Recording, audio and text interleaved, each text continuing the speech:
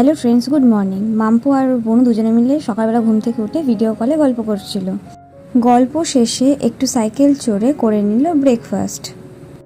তারপরে এসেছিলো মাম্পুর জেম্মা আর বনু, আর জেম্মা ওকে এই খেলনাগুলো দিয়ে গেছে আর আমাকে দিয়ে গেছে এই দুটো কিউট কিউট ক্লিপ। তারপর আমি করে নিলাম রান্না শেষে দুজনে করে নিলাম স্নান, আর মাম্পু স্নান করে একা একা ক্লিপ দিয়ে নিজের চুল বাঁধছে। আমি ক্লিপটা চুলে লাগিয়ে দেওয়ার পর মাম্পু খুব খুশি হয়েছে, তাই হাততালি দিচ্ছিল।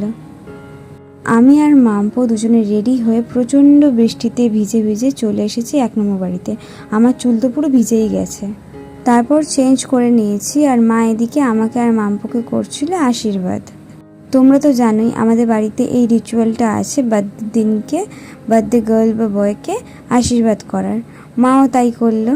তারপর মাম্পু এদিকে ঠাকুরকে পুজো দিচ্ছিল, আর তারপর করে নিল ভক্তি ভরে প্রণাম।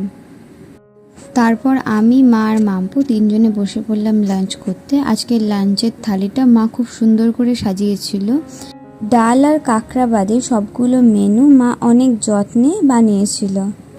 লাঞ্চ শেষে মাম্পু ঘুড়ি নিয়ে খেলা করছিল। তারপর সবাই মিলে দিয়ে দিলাম একটু ভাত। ঘুম থেকে উঠে সবাই মিলে করে নিলাম সন্ধ্যের টিফিন। আশীর্বাদের টাকা দিয়ে অর্ডার করে দিয়েছিলাম এই দুটো ড্রেস। ফ্রিজ থেকে চকলেট বার করতে গিয়ে কেকের বক্স দেখে ফেলেছি, যেটা ভাই সারপ্রাইজ দেওয়ার জন্য এনেছিল। তারপর আমি আর মাম্পু দুজনেই রেডি হয়ে গেছি। ভাই এদিকে করছিল কেক আনবক্সিং। কেকটা ছিল আমাদের দুজনের ফেভারিট চকলেট ফ্লেভারের কেক। কেকটা দেখতে যতটা না সুন্দর ছিল, খেতে ছিল তার থেকেও বেশি টেস্টি। মাম্পু তো কেকটা দেখে নিজেকে আর কন্ট্রোলই করতে পারছিল না। ও ভাবছিল কখন আমি কেকটা কাটিং করব।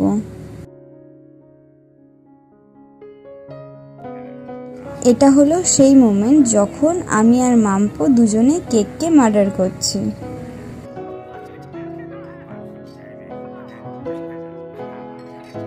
কেক কাটিংয়ের পর সবাইকে অল্প অল্প করে কেক খাইয়ে দিলাম।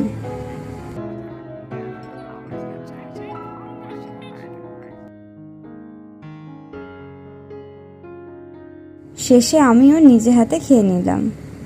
তারপর তুলে নিলাম কিছু ফটো। তারপর একটু মুভি দেখে সবাই মিলে বসে পড়লাম ডিনার করতে। তারপর খেয়ে নিলাম আইসক্রিম। মাম্পু এদিকে খাচ্ছে আইসক্রিম। আবার দেখা হবে অন্য মিনি ব্লগে। এখন টাটা।